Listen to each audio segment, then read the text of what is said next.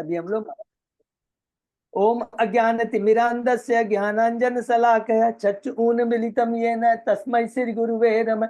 श्री चैतन्य मनोभीष्टं स्थापितं येन भूतले स्वयं रूप कदा मह्यं ददाति स्वपदान्तिकं। वन्देऽहं श्री गुरु श्रीयुतपद कमलं श्री गुरु वैष्णवांच च श्री रूपं साग्रजातं शयगण रघुनाथं वितं तं स्वजीवं स्वाधेतं सावधूतं परिजं सहितं कृष्ण चैतन्य देवं श्री राधा कृष्ण पादान सहगण ललिता श्री विशाखा वितांत च। नमो ओम विष्णु पादाय कृष्ण पृष्ठाय भूतले श्रीमते भक्ति वेदांत स्वामिन इति नामने। नमस्ते सारस्वती देवे गौरवाणी प्रचारिणे निर्विशेष शून्यवादी पाश्चात्य देशधारिणे वांछा कल्पतरुभ्यश्च कृपा सिन्धुभ्य एव च पतितानां पावनेभ्यो वैष्णवेभ्यो नमो नमः। नमो महावदान्याय कृष्ण प्रेम प्रदायते कृष्णाय कृष्ण चैतन्य नामने गौरत्विषे नमः। हे कृष्ण करुणा सिंधु दीन बंधु जगतपते गोपेश गोपिका कांत राधा कांत नमस्तुते। तप्त कांचन गौरांगी राधे वृंदावनेश्वरी विषभानुसुते देवी प्रणमामि हरि प्रिय। नीलांचल निवासाय नित्याय परमात्मने बलभद्र सुभद्रायां जगन्नाथाय ते नमः। जय श्री कृष्ण चैतन्य प्रभु नित्यानंद श्री अद्वैत गदाधर श्रीवासादि गौर भक्तबिंद मुखम करोति वाचालम पंगु लंघे किम यत्कृपातमहं वंदे श्री गुरुमदीन तारिणम परमानंद माधवम श्री चैतन्य ईश्वरम। हरे कृष्ण कृष्ण कृष्ण हरे हरे हरे राम राम राम हरे हरे। श्री श्री मंगलाचरण की जय। शिला प्रभुपाद की जय। हरे कृष्णा। आज के इस भागवतम चर्चा में सभी भक्तों का हार्दिक स्वागत है। सभी भक्तों के चरणों में मेरा सादर धन्यवाद प्रणाम है। भगवान श्री कृष्ण राधा गोविंद राधा माधव परम वैष्णव की हम लोगों पर असीम कृपा है कि आज उनके आशीर्वाद से हम सब भक्त लोग मिलकर के मंगलाचरण कर रहे हैं। डेली हम लोग श्रीमद् भागवतम का श्रवण चर्चा कर पा रहे हैं। कैंटो 6 के हम लोग 18वें अध्याय में है। राजा इंद्र का वध करने के लिए दीति का व्रत, दीति के माध्यम से देखिए कितनी सुंदर शिक्षा ये याद रखेंगे, तत्व को समझना है। इसके पहले 17 अध्याय समाप्त के संक्षेप में दोहराएंगे। प्रथम 3 अध्याय में सुखदेव गोस्वामी जी परीक्षित महाराज के प्रश्न का उत्तर देते हैं कि प्रायश्चित कि लोगों को नरक में जाने से कैसे बचाया जा सके, तो एकमात्र रामबाण दवा जो बताते हैं सुखदेव गोस्वामी जी, और उसको पुनः चरितार्थ करते स्थापित करते हैं यमराज जी की एकमात्र रामबाण दवा हरि भक्ति, हरि नाम का संकीर्तन, भगवान के नाम का संकीर्तन एकमात्र इस कलयुग में हमारे कल्याण का साधन है और कोई दूसरी नहीं है। कितनी देवी देवताओं की पूजा कर लीजिए, कुछ भी कर लीजिए, ये प्रायश्चित विधि टेम्परेरी है। पाप करने की प्रवृत्ति नष्ट नहीं होती है, कृष्ण प्रेम प्राप्त नहीं होता है, भौतिक जगत से छुटकारा नहीं मिल सकता। और कोई भी विधि ले, देवता भी जो देते हैं भौतिक फल होते हैं, वो भी उनका भी शरीर भौतिक होता है। इसलिए हमें चाहिए आध्यात्मिक शक्ति, आध्यात्मिक वो हरि नाम, क्योंकि आत्मा सच्चिदानंद शाश्वत है। आत्मा को भी शाश्वत भोजन चाहिए और वो है एकमात्र हरि नाम। चौथे अध्याय में हमने पढ़ा दक्ष की हंस हुई प्रार्थना कि किस बार दक्ष भगवान से प्रार्थना करता है, भगवान उन्हें दर्शन देते हैं और कहते हैं कि प्रजापति प्रजनन की पुत्री अक्षिणी से तुम ब्याह करो, संतान उत्पन्न करो। 5वें अध्याय में है दक्ष का नारद को अभिशाप कि किस प्रकार जब नारद जी दक्ष के 10,000 + 1 11,000 पुत्रों को भक्ति से जोड़ देते हैं, कृष्णमय बना देते हैं, तो क्रोधित होकर उन्हें अभिशाप देते हैं। क्या अभिशाप देते हैं? अभी तक इन्होंने तो जीवन का भोग ही नहीं किया। कितना बार मान कितनी भौतिकता है, और उसके चलते अभिशाप देते हैं कि तुम एक स्थान पर कई दिनों तक नहीं रह पाओगे। 6वें अध्याय में है दक्ष की कन्याओं का वर्णन, वंशावली का वर्णन, जिसमें हमने पढ़ा कि उसमें 60 जो कन्याएं होती है दक्ष की, उसमें से विशेष सारे को ऋषि मुनियों को दी जाती है। विशेष करके 17 कन्याएं हैं जो कश्यप मुनि को देते हैं, और उसमें से 2 कन्याएं अदिति और दिति। अदिति के हमने पढ़ा 12 पुत्र जो आदित्य कहलाते हैं। उसमें विशेष करके हम लोगों ने पढ़ा किसके बारे में? त्वष्टा के बारे में पढ़ा। फिर अभी इंद्र के बारे में पढ़ रहे हैं, और उसके बाद में कैंटो 8 में उरुक्रम वामन भगवान जो कि कौन सी लीला, बलि महाराज और वामन भगवान की लीला, उसके बारे में सुनेंगे। उसके बाद में हम लोग 7वें अध्याय में प्रवेश करते हैं। 7वें अध्याय में है इंद्र का बृहस्पति के प्रति जो अपराध होता है, तो किस प्रकार वो अपराध करता है और अपने सारे ऐश्वर्य को खो देता है। ब्रह्मा जी के पास जाता है, ब्रह्मा जी उसे कहते हैं त्वष्टा के पुत्र, तुम विश्व रूप के पास में जाओ और उसे अपना गुरु बनाओ। विश्वरूप के पास जाते हैं देवता, उनको अपना गुरु बनाते हैं। विश्वरूप उन्हें एक नारायण कवच सुराचमल स्त्रोत की रचना करके देता है, जिसके बल पर इंद्र अपना पूरा खोया हुआ इंद्र पद, स्वर्ग का पद, राजा स्वर्ग का जो राजा का पद है, उसे पुनः प्राप्त कर पाता है। 8वें अध्याय में है वही नारायण कवच के बारे में, जो कि हमने संक्षेप में 7वें अध्याय में बता दिया। 9वें अध्याय से शुरू होता है वृत्तासुर का आविर्भाव। 9वें अध्याय से पूरे 17 अध्याय तक वृत्तासुर के बारे में है कि वृत्तासुर का आविर्भाव होता है जब इंद्र विश्व रूप को मार देता है, तो त्वष्टा क्रोध में आकर करके यज्ञ करता है और उस यज्ञ से वृत्तासुर प्रकट होते हैं। दुर्भाग्यवश उसने, ये दुर्भाग्यवश नहीं बोलेंगे, ये बोलेंगे ये क्या है, भगवान की कृपा, ये भगवान की इच्छा से हुआ है कि त्वष्टा गलत मंत्र का उच्चारण करता है और ऐसा पुत्र मिलता है जो भगवान इंद्र के द्वारा मारा जाता है। ये भगवान की योजना, भगवान अद्भुत कर्मणा, हमेशा याद रखेंगे कि जब भी कोई भी भक्त के जीवन में कुछ घटना आती है, दुख आता है, भगवान याद रखेंगे और उसके लाभ के लिए होता है। जितने भी यहाँ भक्त बैठे भक्ति कर रहे हैं, अगर कुछ भी हमारी इच्छा के विरुद्ध, हम सोचते हैं ये हमको सुख देगा, लेकिन माँ को पता है कि ये चीज सुख नहीं देगा बच्चे को। भगवान को मालूम है कि किस चीज में मेरे बच्चे का कल्याण है। अगर बच्चे को रोग हो जाता है, उसकी सर्जरी भी करनी पड़ती है, तो डॉक्टर को मालूम है उसकी भलाई के लिए कर रहा है। हर चीज को हमको बड़े तत्व से समझना है, और यदि ऐसा हम समझेंगे तो हमारी भगवान के प्रति निष्ठा, भक्ति, श्रद्धा बहुत प्रगाढ़ हो जाएगी। तो उसी प्रकार वृत्तासुर प्रकट होता है, और जैसे वो प्रकट होता है वो देवताओं को खदेड़ना शुरू करता है। देवता घबरा जाते हैं, भगवान के पास जाते हैं, और भगवान तो पहले तो बहुत सुंदर बात कहते हैं कि मेरे जो परम भक्त होते हैं कभी भौतिक इच्छा से मेरे पास में नहीं आते, किंतु तुम मेरे पास आए हो, कोई बात नहीं, तुम दधीची के पास में जाओ, उसकी हड्डियों से जो वज्र बनेगा उससे तुम वृत्तासुर को मार सकोगे। 10वें अध्याय में प्रवेश करते हैं, देवताओं तथा वृत्तासुर का युद्ध। देवता दधीची के पास जाते हैं, दधीची अपना शरीर दे देता है और विश्वकर्मा उनके हड्डियों से, हड्डियों से एक वज्र तैयार करता है, और उस वज्र से इंद्र आक्रमण करना पड़ता है राक्षसों के ऊपर,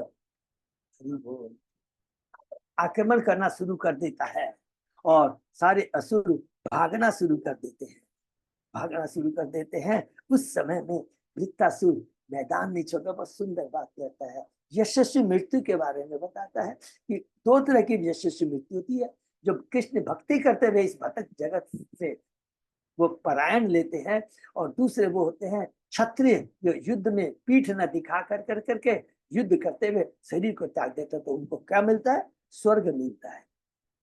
वृत्तासुर के दिव्य गुण अध्याय 11 में जब वृत्तासुर देखता है कि किस प्रकार देवता जो सैनिक, असुर सैनिक सब कुछ आत्मसमर्पण के पीछे से वार करते हैं, तब वो क्रोधित हो जाता है, और उसके बाद में देवताओं को रोंदना शुरू करता है।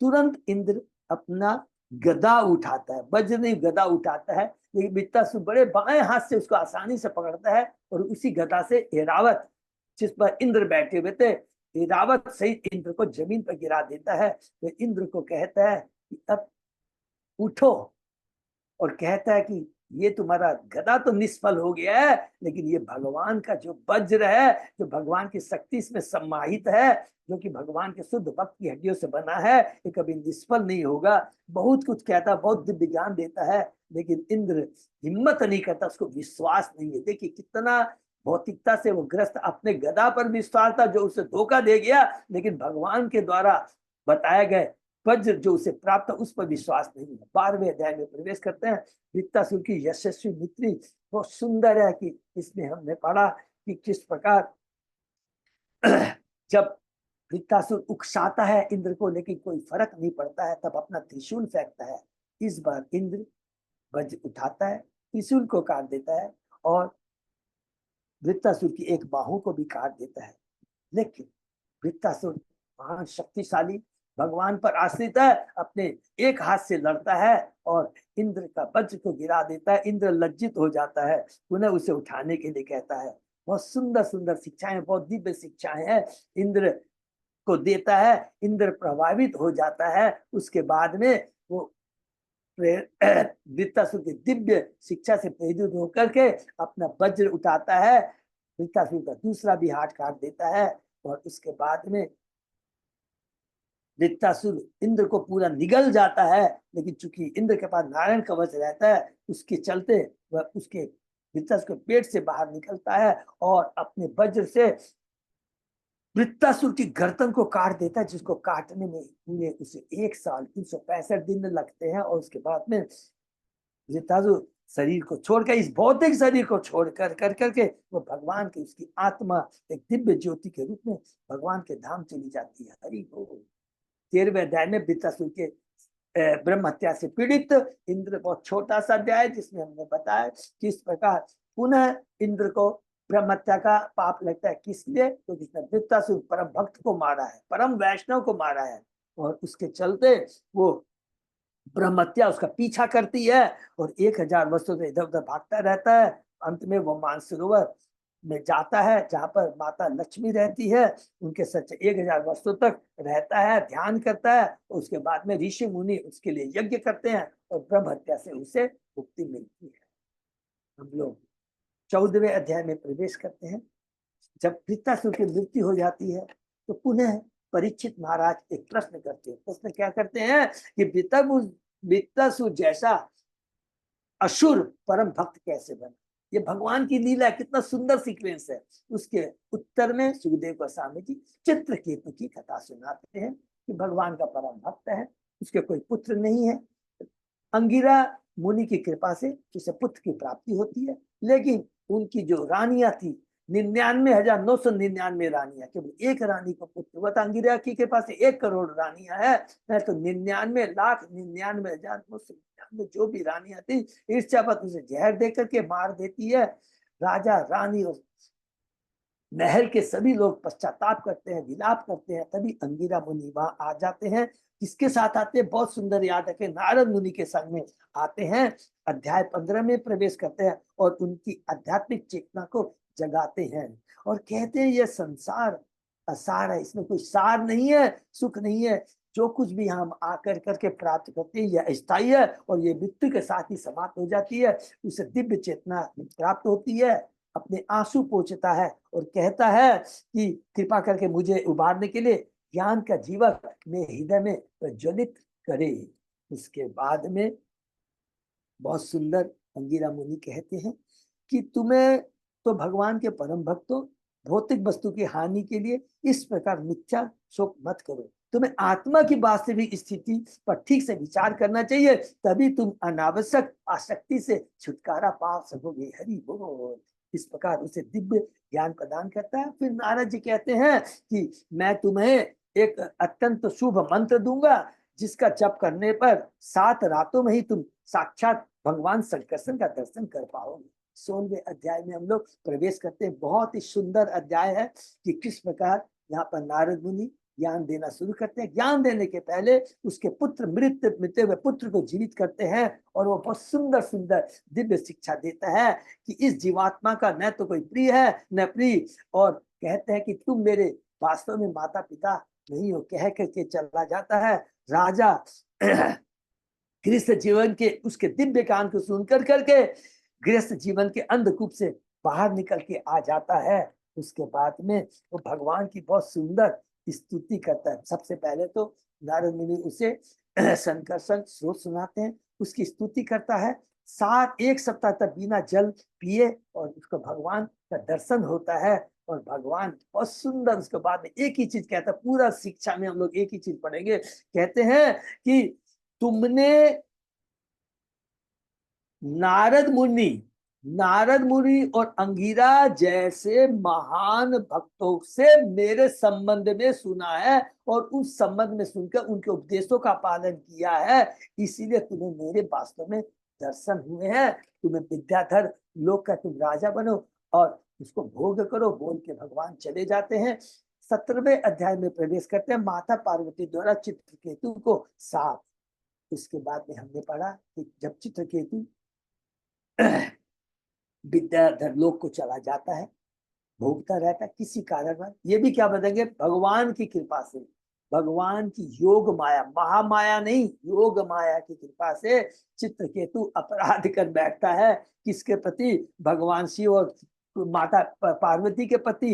माता पार्वती क्रोधित होकर कर करके उसे अभिशाप देती है। चित्रकेतु उसको कहता है, वो सुंदर बात कहता है क्योंकि वो दिव्य लेवल पर है, उसको मालूम है, कहता है मैं माता आपके हिसाब की परवाह नहीं करता, क्योंकि मनुष्य को अपने पूर्व कर्म के अनुसार ही देवताओं द्वारा सुख या दुख प्रदान किए जाते हैं। आप भी देवी देवता हो, आपने भी जो मेरे को दिया मेरे कर्म के अनुसार दिया। भगवान की चरण बहुत सुंदर सुंदर दिव्य शिक्षा देता है। और उसके बाद में भगवान शिव बहुत सुंदर बात कहते हैं हे देवी, श्री भगवान हरि के जो दास होते हैं वे महान पुरुष होते हैं और किसी प्रकार के सांसारिक सुख में रुचि नहीं दिखाते। बहुत सुंदर ज्ञान श्री भगवान का है। उसके बाद में हमने पढ़ा कि किस प्रकार माता पार्वती भगवान शिव के दिव्य ज्ञान को सुनकर कर कर करके जो चित्र केतु के प्रति जो भ्रम था वो जाता रहता है। सबसे बड़ी बात लिखा है कि हर जगह याद रखेंगे, जब हमारी भक्ति रहेगी, भगवान के अनुगत हम रहेंगे तो गलतियां होती रहेगी, लेकिन चेतना क्या रहेगी, तुरंत हम पश्चाताप करेंगे, क्षमा मांग लेंगे। नहीं तो रजोगुण और तमोगुण, नहीं मैं क्यों क्षमा मांगू, मैंने तो कोई गलती की नहीं, उल्टा भाव आएगा। लेकिन देखिए पार्वती जैसी देवी ने तुरंत उसके लिए क्षमा मांगती है, लज्जित हो जाती है। वृत्तासुर माता दुर्गा के शापित होने पर वृत्तासुर के रूप में आसुर योनि में वो जन्म लेता है। और जो प्रश्न रहता है सुखदेव का, परीक्षित महाराज का, कि वृत्तासुर जैसा असुर कैसे भक्त बना, यहाँ पर ये 17 अध्याय से ये कंप्लीट होता है। तो 9वें अध्याय से 17 अध्याय तक में वृत्तासुर की ही कहानी है। एक वृत्तासुर नहीं कहेंगे, एक भगवान के परम भक्त की कहानी है, उसकी कैसी चेतना होती है। और इसीलिए सेम चीज यहाँ पर अभी हम जो 18वें अध्याय में जाते हैं, इसका बहुत सुंदर लिंक है। उसका लिंक है कि कभी भी हम जैसे बोलते रहते हैं ये ब्राह्मण है, ये क्षत्रिय है, ये वैश्य है, ये शूद्र है, ये स्त्री है, ये चंडाल है, नहीं, ये तो हमारे स्वभाव के अनुसार हमें शरीर मिलता है। किसको? आत्मा को शरीर, शाश्वत आत्मा को शरीर मिलता है स्वभाव के अनुसार से। लेकिन कोई भी शरीर मिले, कभी ये नहीं अरे मैं नहीं स्त्री मैं तो पुरुष हूं, कोई भी पुरुष तो केवल एक है, कृष्ण। जैसा भी शरीर मिले, जैसे भी स्वभाव रहे, उसको हम भगवान की सेवा में लगा सकते हैं। यही बुद्धिमानी है, यही मनुष्य योनि का सदुपयोग है। ब्राह्मण अगर उसको घमंड आ जाए, अपने ज्ञान को भक्तों में नहीं वितरित करता, भगवान खुश नहीं होंगे, वो अधम कहलाएगा, उसका पतन हो जाएगा। उसी तरह क्षत्रिय है कि मैं बड़ा गर्व हूं और केवल अपनी भोग के लिए वो राज्य पर रहता है, धन कमाने के लिए, उसका पतन हो जाएगा 100%। और उनका पतन बहुत बुरा होता है। जो जितनी ऊंचाई पे रहता है उतनी उसको सावधानी बरतनी पड़ती है। अगर कोई 20 तल्ले से गिरेगा और नीचे गिरेगा तो उसकी चोट ज्यादा लगेगी। इसलिए ब्राह्मण क्षत्रिय वैश्य को बहुत संभल करके बच के रहना चाहिए। तो सेम चीज, और अगर उसको भगवान की भक्ति में लगाया जाता है तो उसका जीवन धन्य हो जाएगा। वही चीज यहाँ पर हम लोग पाएंगे कि किस तरह कश्यप मुनि दीति के माध्यम से हम एक शिक्षा देते हैं। तो 18 अध्याय में हम लोग प्रवेश करते हैं। बहुत ही सुंदर अध्याय है। शीर्षक क्या है? दीति के बारे में शीर्षक है, राजा इंद्र का वध करने के लिए दीति का व्रत। तो यहाँ पर शुरू क्या से होता है? सर्वप्रथम यहाँ पर सुखदेव गोस्वामी जी अदिति के पुत्र के बारे में बताते हैं। विशेष करके किसके बारे में बताया? त्वष्टा तो हमने पढ़ा ही था। त्वष्टा का 9वें अध्याय में, हम लोगों ने 6वें अध्याय में क्योंकि अदिति के जो 12 पुत्र उसके बारे में हमने पढ़ा था कि कैसे त्वष्टा ने दैत्य की पुत्री रचना से ब्याह किया था, उसके विश्व रूप पुत्र हुआ था जो कि पुरोहित। एक तो वहां पढ़ा था। उसके बाद इस अध्याय में भी थोड़ा कर करके फिर बताते हैं किसके बारे में? इंद्र के बारे में और उसके बाद में उरुक्रम अर्थात वामन भगवान के बारे में बताने के बाद में दीति के पुत्रों के बारे में बताते हैं कि उसके दो पुत्र सर्वप्रथम होते हैं, हिरण्यक्ष और हिरण्यकशिपु। हिरण्यकशिपु के 4 पुत्र होते हैं, सनाद, अनुहाद, हाद तथा प्रहलाद, और एक पुत्री होती है सिंहिका। प्रहलाद का पुत्र होता है विलोचन, और विलोचन का पुत्र होता है बलि महाराज। बलि महाराज के 100 पुत्र होते हैं, उसमें से सबसे बड़ा पुत्र है बाण, जो कि भगवान शिव का परम भक्त होता है। ये हमने पढ़ा। उसके बाद में हमने पढ़ा कि दीति के गर्भ से और 49 मरुत उत्पन्न हुए, जिन्हें इंद्र ने देव पद प्रदान किया था, उन्हें वैष्णव बना दिया था। तो वो देख कर करके परीक्षित महाराज चकरा जाते हैं। कहते हैं राजा परीक्षित ने सुखदेव गोस्वामी से पूछा कि जन्म के कारण तो ये मरुत आसुरी प्रवृत्ति से परिपूर्ण रहे होंगे, तो फिर इंद्र ने उन्हें देवता कैसे बनाया? उसके उत्तर में सुखदेव गोस्वामी जी कहते हैं कि जब इंद्र की सहायता करने के लिए भगवान विष्णु ने हिरण्यकशिपु तथा हिरण्य का वध कर दिया, तो दीति बहुत क्रोधित हो जाती है और सोचती है मैं ऐसा पुत्र चाहूंगी जो इंद्र के घमंड को दूर कर सके, इंद्र का वध कर सके। उसके बाद में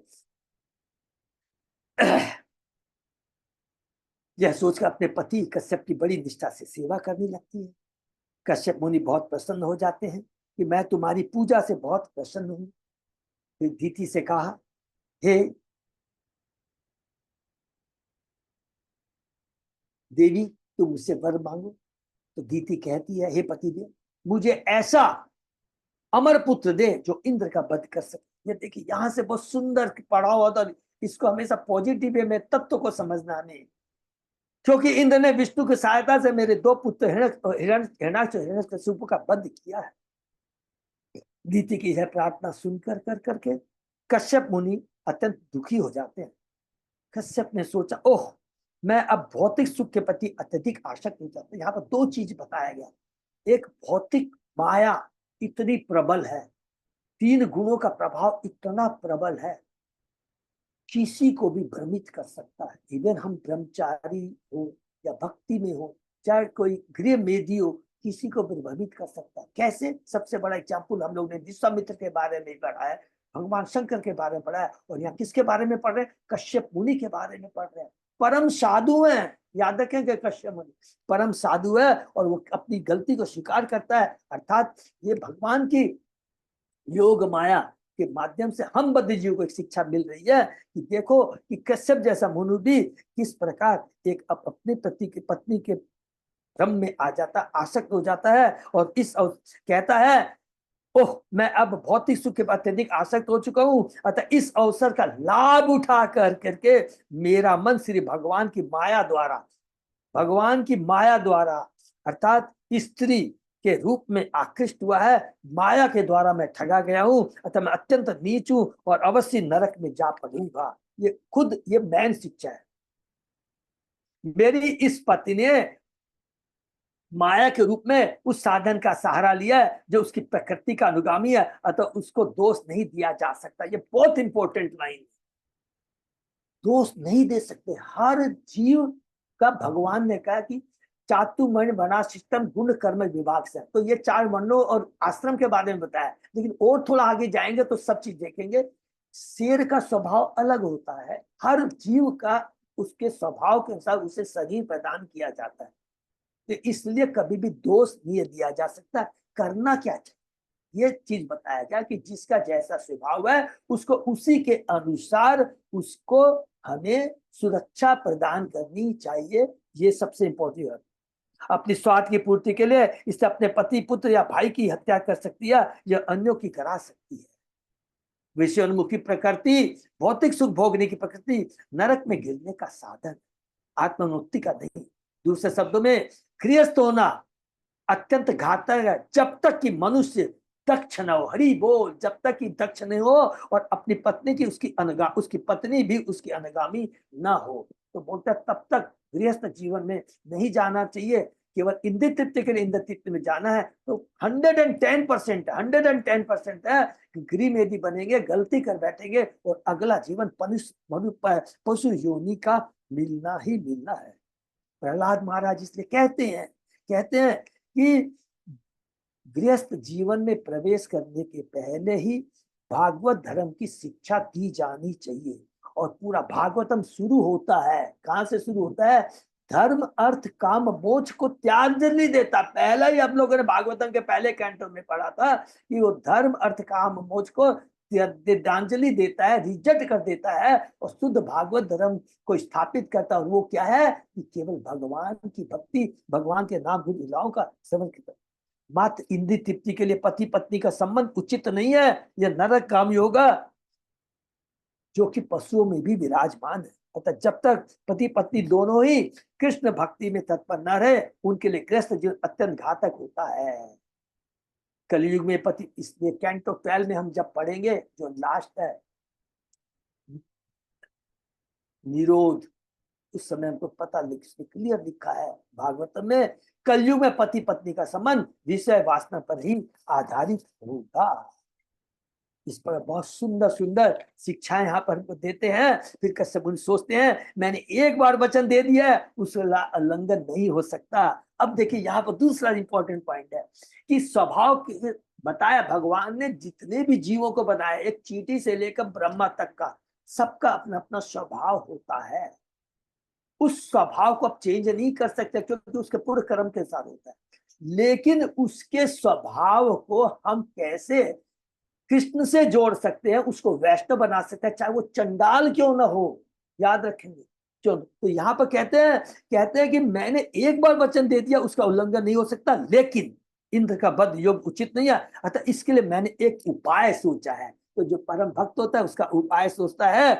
यदि तुम अपने, फिर वो कहता है अपनी पत्नी को कि तुम्हें ये चाहिए, इंद्र का वध करना चाहती हो, कोई बात नहीं है। यदि तुम अपने इस व्रत के संबंध में मेरे उपदेशों का 1 वर्ष तक पालन करोगी तो तुम्हें निश्चित ऐसा पुत्र प्राप्त होगा जो इंद्र का वध करने में सक्षम होगा।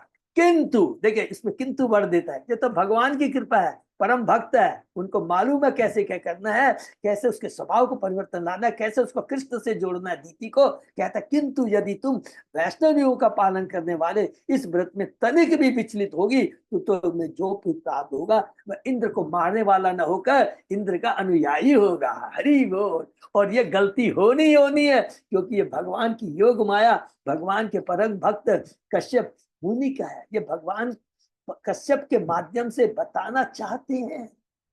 इसलिए कभी भी हमको गर्व नहीं करना चाहिए कि तुम हो स्त्रियों में पुरुष हो, नहीं, पुरुष एक ही है। ये बार बार मोटे अक्षर में लिख लीजिए। भुक्तारम यक तपसाम सर्वलोक महेश्वरम, कृष्ण ही 5वें अध्याय के 29वें श्लोक में कहा है कि भुक्ता केवल कृष्ण है, बाकी सब क्या है? सेवक है। कृष्ण सेव्य भगवान है, बाकी सब सेवक है, दास है। यही चीज प्रतीक करते हैं। प्रभुपाद कहते हैं एक बार शुद्ध वैष्णव बन जाने पर कोई भी ध्यात्म बुद्धि से परे चला जाता है। इस प्रकार कश्यप मुनि ने अपनी पत्नी को वैष्णव बनाने का प्रयत्न किया जिससे वह इंद्र का वध करने के विचार को त्याग दे। यही हमारा कर्तव्य होना चाहिए। स्वयं को हमको वैष्णव बनना है और दूसरों को वैष्णव बनाना है। ज्ञानी नहीं, याद रखें, ब्राह्मण और वैष्णव में फर्क होता है। वैष्णव जो पूर्ण कृष्ण को समर्पित होता है, भले ही उसमें कोई ज्ञान नहीं हो, बहुत पढ़ा लिखा नहीं हो। ये बहुत इंपॉर्टेंट चीज, हमें वैष्णव बनना, ज्ञानी नहीं बनना है। उनकी इच्छा थी कि दीति था उसके पुत्र शुद्ध वैष्णव बने। यहां तक हमने पढ़ा, उसके आगे अभी हम लोग आज पढ़ेंगे। बहुत सुंदर अध्याय। ओम नमो भगवते वासुदेवाय। ओम नमो भगवते वासुदेवाय। ओम नमो भगवते वासुदेवाय। नारायण नमस्कृत नरम चैव नरोत्तमं देवी सरस्वती व्यासं ततो जयम उदीरये। नष्प्रायसु अभद्रेषु नित्यं भागवत सेवया भगवती उत्तम श्लोके भक्ति भवति नैतिकी। कृष्णाय वासुदेवाय देवकी नंदनाय च नंद गोप कुमाराय गोविंदाय नमो। आराधयो भगवान भजेश तनय ततदाम वृंदावनम रमया काचित उपासना व्रजवधु वर्गेण्य कल्पिता। श्रीमद्भागवतम प्रमाणम अमलम प्रेमा पुभक्तो महान। श्री चैतन्य महाप्रभो मतमिदम तत् आदरो न पर। हरे कृष्ण कृष्ण कृष्ण हरे हरे, हरे राम राम राम हरे। कैंटो 6 चैप्टर 18 श्लोक नंबर 46। बहुत बहुत धन्यवाद अच्युत अजय दास। दीति उवाच धारयीष से व्रतम ब्रह्मन् ब्रूहि कार्याणि यानि मे यानि चेह निषिद्धानि न व्रतम दनंति यान युतः। दीति ने उत्तर दिया, हे ब्राह्मण, मैं आपके उपदेश को स्वीकार करती हूँ, मैं व्रत का पालन करूंगी। अब मुझे बताएं कि मुझे क्या करना है, क्या नहीं करना, और किस प्रकार यह व्रत भंग हो सकेगा। कृपा करके यह सब स्पष्ट मुझको बताइए। जैसा कि पहले कहा जा चुका, स्त्री समान अपना स्वार्थ साधना चाहती है। कश्यप मुनि ने दीति की इच्छा पूर्ति के लिए 1 वर्ष तक शिक्षा देने का प्रस्ताव रखा, और चूंकि वह इंद्र को मारने के लिए इच्छुक थी, अतः उसने तुरंत अंगीकार कर लिया और कहा, कृपा मुझसे उस व्रत को कहे और बताएं कि उसे किस प्रकार पालन करना होगा। मैं वचन देती हूँ कि मैं उसको भंग नहीं करूंगी। स्त्री की देखिए, मैं वचन देती हूँ कि भंग नहीं करूंगी। कुछ भी हमारे हाथ में नहीं है। हम बहुत सोचते हैं कि मैं अपने प्रयास से ये कर दूंगा, ये कर दूंगा। पूरी मूर्खता है। अगर बुद्धिमानी है, बुद्धिमान है, तो सिंपली गुरु आचार्य के पास जाएंगे। गुरु आपका क्या आदेश है, मुझे क्या करना है, बस इतना ही बोलना है। इसके ज्यादा कुछ भी नहीं बोलना है। और निस्वार्थ भाव से, मन में कोई स्वार्थ नहीं होना चाहिए। हमारा जीवन धन्य हो जाएगा, विथ गारंटी है। हर जगह आप देख लें,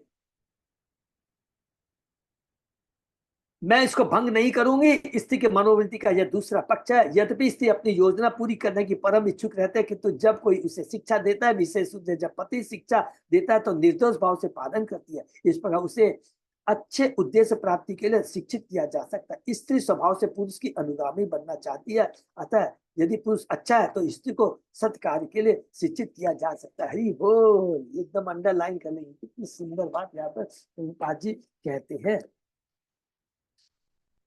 श्री कश्यपवाच, न हि स्यात् भूत जातानि न शपेत न अनितिनं वदेत् न छिन्द्यात् नखरोमाणि न स्पृशेत् यत् अमंगलम।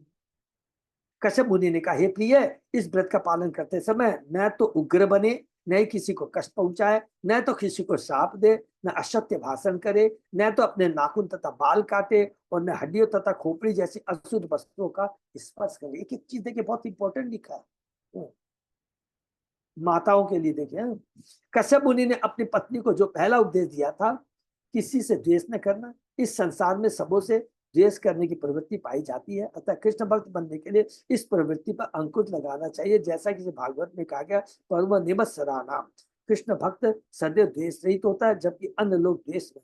अतः कश्यप मुनि द्वारा अपनी पत्नी को यह उपदेश देना कि वह द्वेष रहित हो, सूचित करता है कि कृष्ण भक्ति को बढ़ाने की दिशा में यह पहली अवस्था है। शिक्षा है, केवल तिथि के लिए नहीं, हम सब भक्तों के लिए ये सबसे बड़ी शिक्षा है। देखिए क्या होता है, इस चीज में थोड़ा चीज याद आ गया। हमारी भक्ति को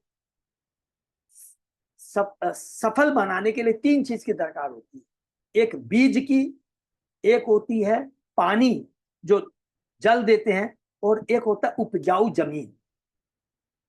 बीज है, गुरु देता है, और हम पानी देने की विधि क्या है, हरिनाम संकीर्तन, भगवान के नाम के रूपी जल से सींचते। लेकिन तीसरा गुण क्या, फर्टाइल जमीन। अगर दोनों चीज है लेकिन जमीन उपजाऊ नहीं है, तो क्या पेड़ उगेगा? क्या नहीं। वो उपजाऊ जमीन क्या है, सत्यनिष्ठा, ईर्षाहीन होना, सदाचार होना, वैष्णव एथिक्स को पालन करना, ये बहुत सारी चीजें हैं। तभी जाकर कर करके हमारी भक्ति लता आगे बढ़ेगी। तीनों चीज होना बहुत जरूरी है। तो इसलिए लिखा है कि द्वेष रहित होना, किसी के प्रति ईर्ष्या नहीं करना, समभाव रखना, ये क्या है, उपजाऊ जमीन के बराबर है। इसका होना बहुत जरूरी है, ठीक है ना। नापसु स्नानात् न कुप कुप कुप कुप न कुप्येत न संभाषेत दुर्जने न वसिता धोतवाशः सज सजम सजम च विदताम क्वचितः।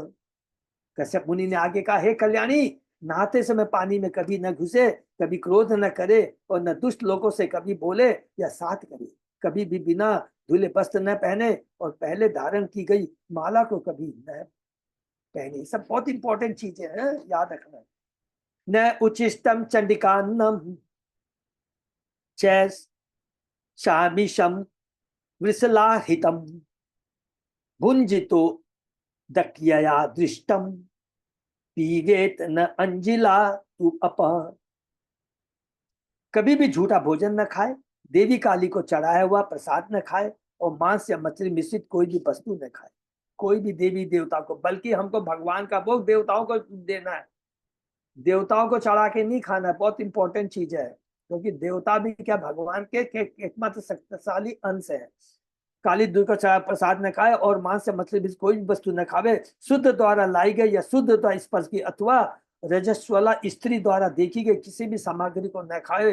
अंजलि से पानी न पिए। ये सब बहुत इंपॉर्टेंट है।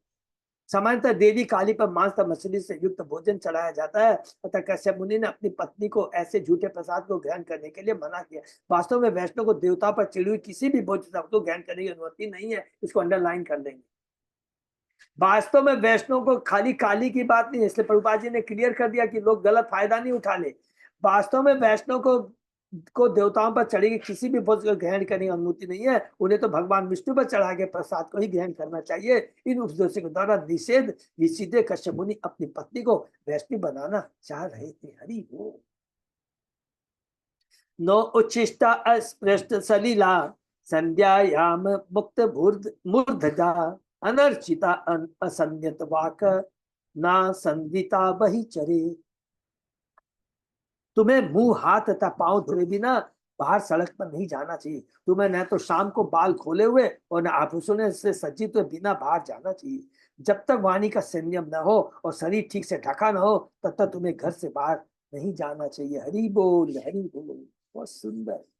ये कश्यप मुनि हम बद्ध जीवों को, माताओं के प्रति, सबके, ये सबके लिए है, समझे ना। कश्यप मुनि ने अपनी पत्नी को सलाह दी कि जब तक ठीक से अलंकृत और वस्त्र आभूषित न होवे बाहर न निकले। उन्होंने आजकल चारों ओर प्रचलित मिनी स्कर्ट पहनकर बाहर निकलने की अनुमति नहीं दी। प्राच्य सभ्यता माने पश्चिम सभ्यता के अनुसार जब कोई स्त्री बाहर निकलती है तो वह अपने शरीर को ठीक से ढके रहती है, जिससे उसे पहचान न सके। शुद्धि के लिए इन सब विधियों को स्वीकार करना चाहिए। हरि बोल। यदि कोई कृष्ण भक्ति करता है तो वह पूर्णतः शुद्ध हो जाता है और इस संसार के कर्म से बचा रहता है। स्वतः उसमें सद्गुण आ जाते हैं, उसको खुद ही अच्छा नहीं लगेगा। आप देखेंगे इसको कितना सुंदर लगता है। माता इसको में आती है, कितना सुंदर तिलक करके आप करके आती है। ये बहुत बड़ी भगवान की, प्रभुपाद जी की कृपा है कि इन आज के इस कलयुग में माताओं को, प्रभुओं को इतना सुंदर आचरण दिया है। कि वैष्णव ड्रेस क्या होती है। ना धोतपादा अप्रयता ना आर्धपादा उदक्षिरा शायिता न अपराक न अन्ये न नग्ना न च संधयो। तुम्हें न तो दोनों पांव धोए बिना या शुद्ध किए बिना, न ही गीले पांव अथवा अपना सिर पश्चिम या उत्तर करके सोना चाहिए। सूर्योदय सूर्यास्त के समय नंगी होकर तथा अन्य स्त्रियों के साथ नहीं सोना चाहिए। धोतवासा शुचि नित्यम सर्व मंगलम संयुता पूजयेत प्रातः आशात प्राक गोविप्रान श्रियम अच्युतम। मनुष्य को चाहिए कि धूला वस्त्र पहनकर सदैव शुद्ध रहकर तथा हल्दी चंदन और अन्य शुभ सामग्रियों से अलंकृत होकर कलेवा करने के पूर्व गायों, ब्राह्मणों, ऐश्वर्य की देवी लक्ष्मी तथा श्री भगवान की पूजा करे। हरि बोल। तो एक सेकंड थोड़ा सा।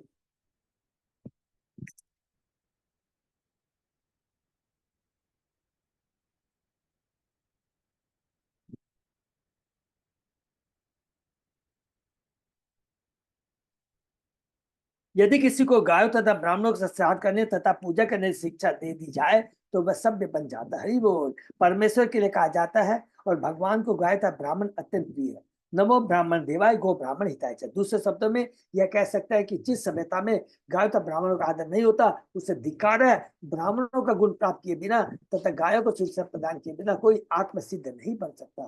गो रक्षा से प्रचुर दूध सामग्री की निश्चिंता आती है और उन्नत सभ्यता के लिए यह परम आवश्यक है। गो मांस खाकर सभ्यता को दूषित नहीं करना चाहिए।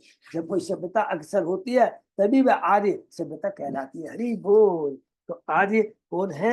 यहाँ पर बहुत सुंदर, यहाँ पर आज अपने तात्पर्य में कहते हैं मांस के लिए गोवध न करके सभ्य मनुष्य को उसके दूध से अनेक वस्तुएं बनाकर समाज की दशा सुधारनी चाहिए। यदि मनुष्य ब्राह्मण संस्कृति का अनुसरण करे तो वह कृष्ण भक्ति में दक्ष हो सकता है। तो गायों के प्रति और ब्राह्मणों के प्रति प्रभुपाद जी कहते हैं स्वयं भगवान ने अपने आचरण के माध्यम से ये शिक्षा दी है। जब भी भगवान द्वारका में थे, देखेंगे सब जगह ब्राह्मणों की बहुत किस प्रकार उनका श्रद्धा करना, सम्मान करना चाहिए। कृष्ण भगवान ने स्वयं द्वारका में स्पेशली हम लोग देखा अपने आचरण से इस बात को स्थापित किया है। इस्त्यावीरवती चार्चेत शक गंध बलि मंडने पतिम चाचर्य उपतिष्ठेत ध्यायेत कोष्ठ गतम चतम। इस व्रत का पालन करने वाली स्त्री को चाहिए कि वह पुत्रवती तथा सौभाग्यवती स्त्रियों की पूजा पुष्प माला चंदन आभूषण तथा अन्य सामग्रियों से करे। गर्भवती स्त्री को अपने पति की पूजा करके उसकी स्तुति करनी चाहिए। उसे उसका ध्यान यह सोचकर करना चाहिए कि वह उसके गर्भ में स्थित है, कृष्णमय संतान है उसके गर्भ। गर्भस्थ शिशु पति के शरीर का अंग होता है तथा पति अपने प्रतिनिधि के माध्यम से अपनी गर्भवती के गर्भ में निवास करता है। हरि बोल।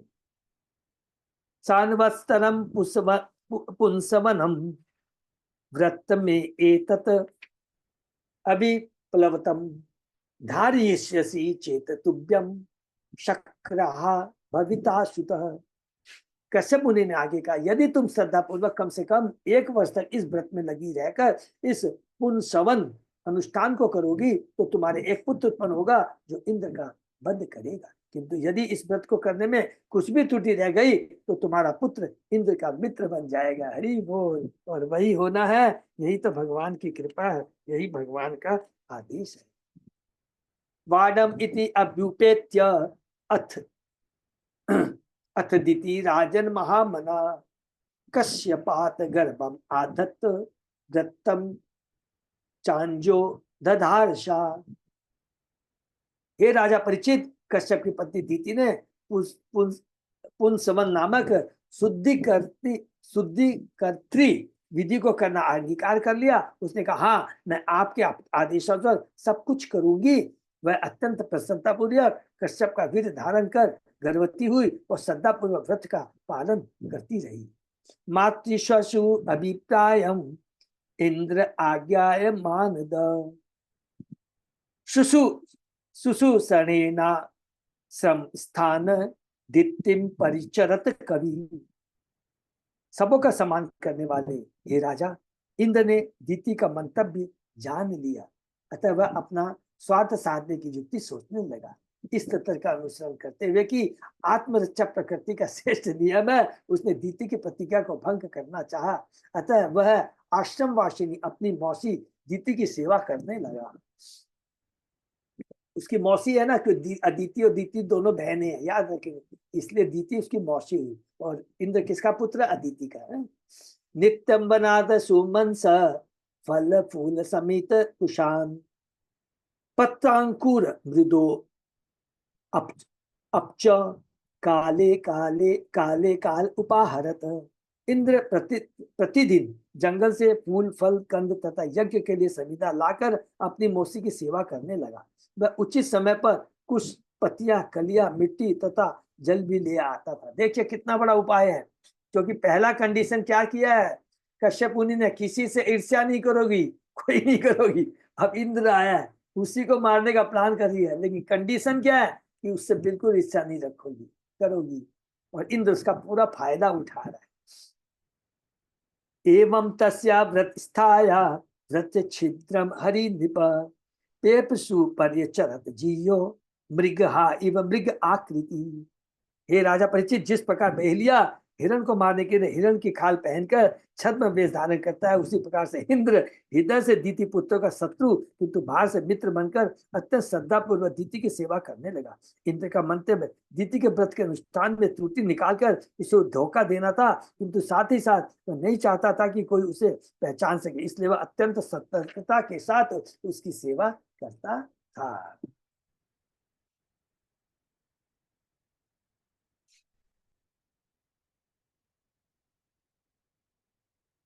नाद्यगच्छत व्रत छिद्रम तत्परो अत महीपति चिंताम तीव्राम गत शक्र केन में स्यात् शिवम तु वह तु ही। हे विश्वेश्वर, जब इंद्र को कोई तूती न मिली तो उसने सोचा अब मेरा कल्याण कैसे हो, इस पर वह गहरी चिंता में डूब गया।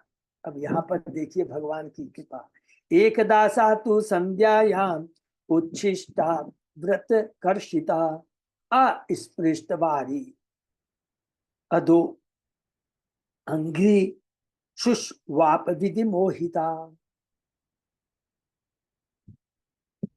कठोरता से व्रत का पालन करते रहने से, अत्यंत क्षीण एवं अशक्त हो जाने से दुर्भाग्यवश दीति ने भोजन के पश्चात मुंह हाथ तथा पांव धोने में लापरवाही बरती और संध्या ही सो गई। हरि बोल। ये कहा था कि तुम्हें बिना हाथ में तो सोना नहीं है, संध्या में सोना नहीं है। लब्ध्वा तत् अंतरम शक्रो निद्रा अप्रियत चेतस दिते प्रविष्टा उदरम योगेशो योग माया। महामाया नहीं, योग माया। हमें याद है जो भगवान की कृपा है। इस त्रुटि को पाकर समस्त योग शक्ति और योग शक्तियां तथा अणिमा लघुमा के स्वामी इंद्र घोर निद्रा में अचेत दीति के गर्भ में प्रविष्ट हो गया।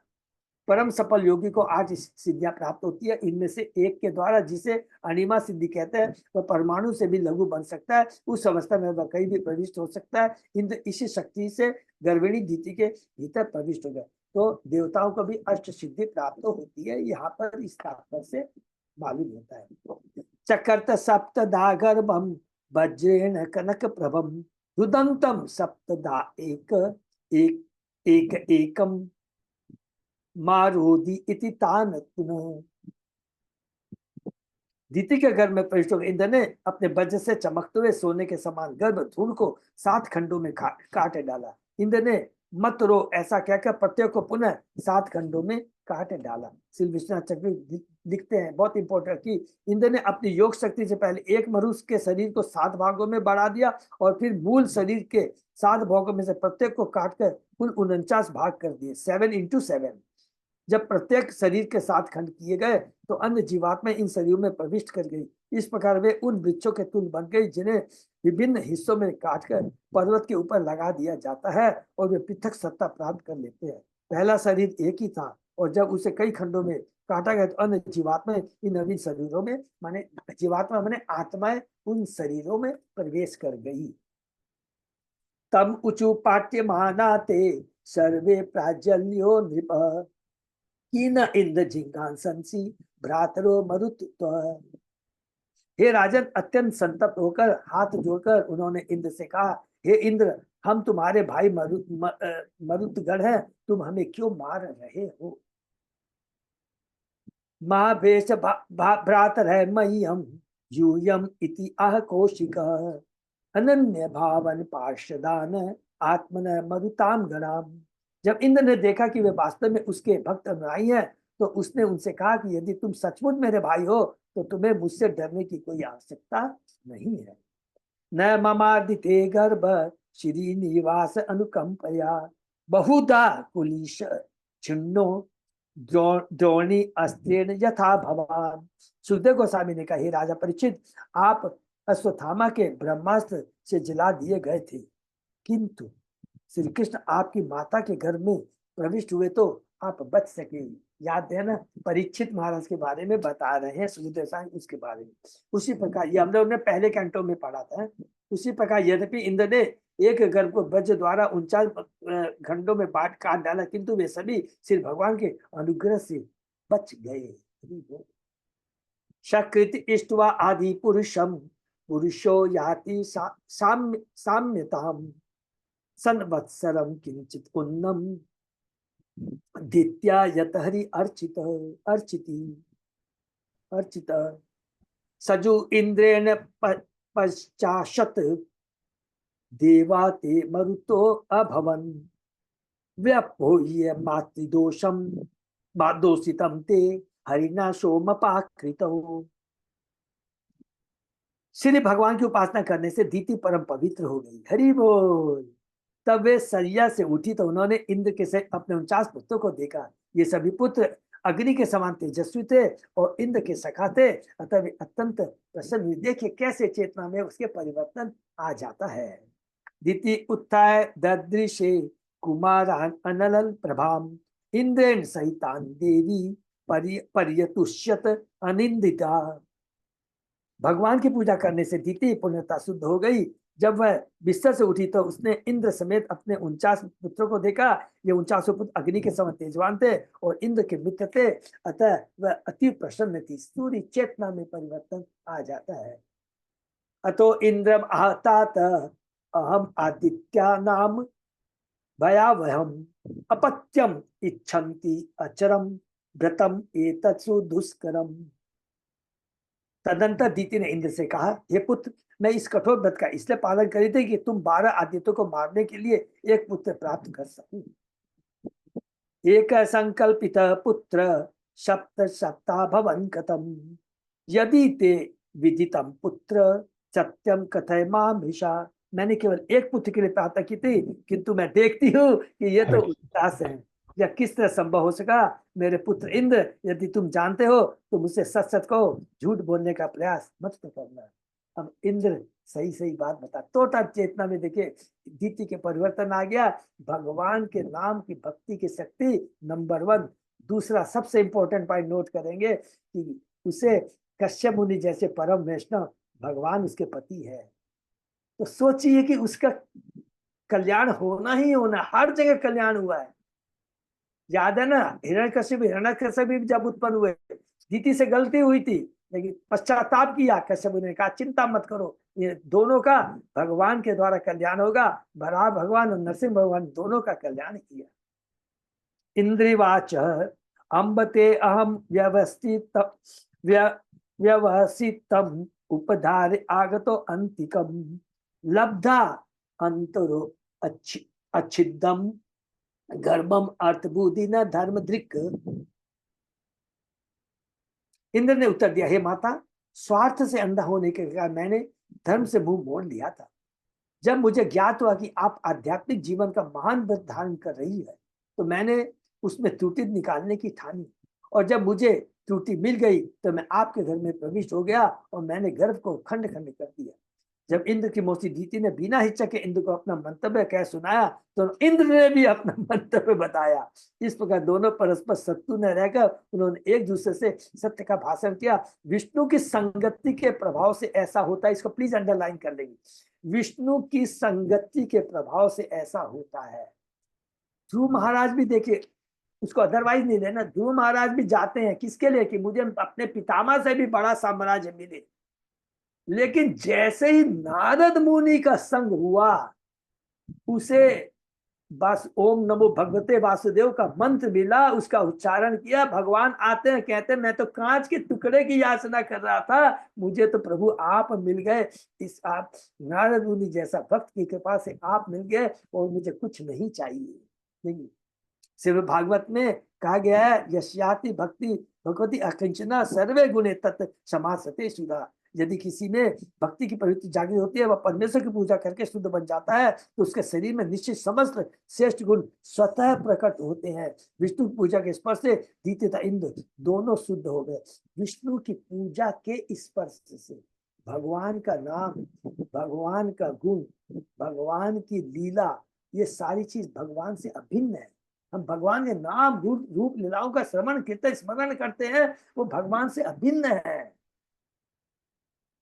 तो देखिए लिखा है, विष्णु की पूजा के स्पर्श से, पूजा के स्पर्श से करने से उसकी चेतना में परिवर्तन आ जाता है। कुतो में सपधा गर्भ आसन सप्त कुमार का ते अपीच एक एक शो वृक्षना सप्तदा नापी मम ब्रीरे। सर्वप्रथम मैंने गर्भस्थ शिशु को 7 खंडों में काट डाला, जिससे 7 शिशु बन गए। तब फिर मैंने प्रत्येक शिशु के भी 7-7 खंड कर दिए, किंतु परमेश्वर के अनुग्रह से इनमें से कोई भी मरा नहीं। ये भगवान की कृपा है। ततः तत्परम आश्चर्यम वीक्ष व्यवस्थितम मया महापुरुष पूजया सिद्धि कापि आनुषंगिणी।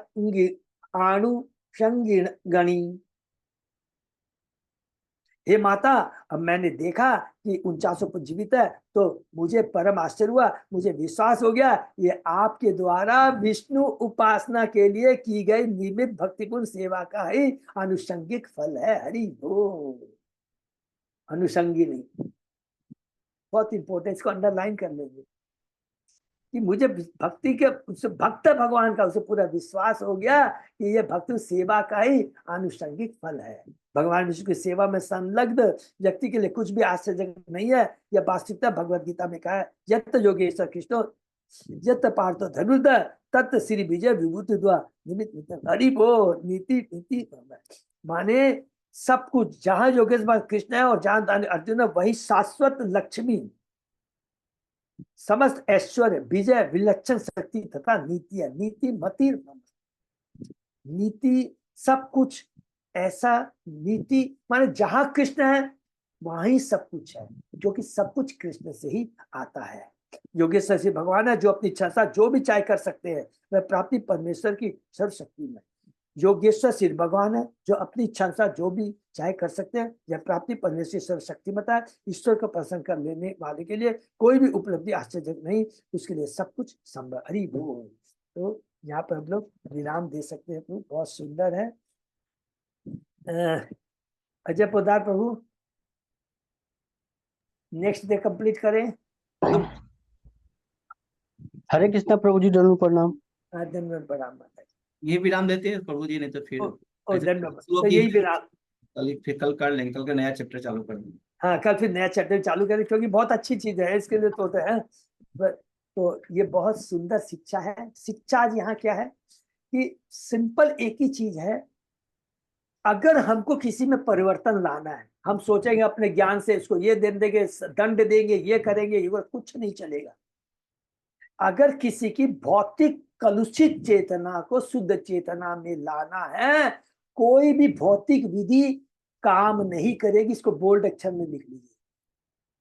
हमको कोई भी चीज, भौतिक चीज से परिवर्तन नहीं आ सकता है। एकमात्र यदि परिवर्तन आ सकता है तो उसके लिए आध्यात्मिक शक्ति चाहिए, और आध्यात्मिक शक्ति को धारण करने वाला चाहिए।